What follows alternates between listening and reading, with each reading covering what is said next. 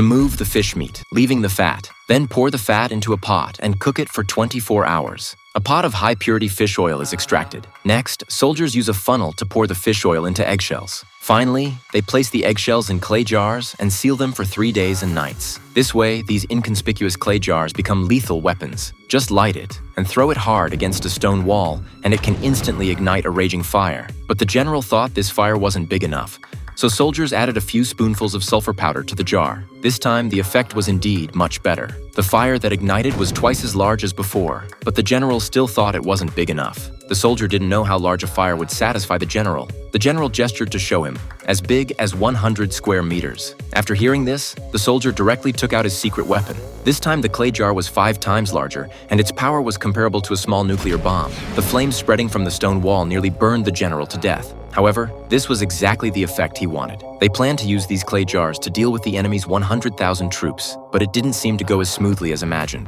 The enemy forces from the north, due to being unaccustomed to the local climate, had large numbers of soldiers contract an incurable plague. This should have been good news for our side, but the cunning enemy commander didn't bury the dead soldiers. Instead, he piled these thousands of corpses onto grass boats. Using the water current, they drifted to our military camp. Seeing so many enemy corpses, the soldiers were very excited and quickly salvaged them, wanting to see if there were any valuable items on them.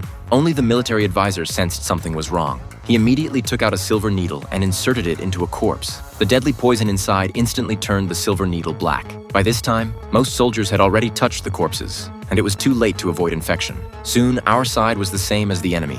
A deadly plague broke out in the military camp. This made the already understaffed alliance even less confident of victory. Seeing the unfavorable situation, many allied forces even chose to withdraw. This way, our side not only lacked soldiers, but also severely lacked weapons. Fortunately, there was still a resourceful military advisor in the camp. He promised the general that within 3 days he would definitely gather 100,000 arrows, and these arrows would all be voluntarily delivered by the enemy.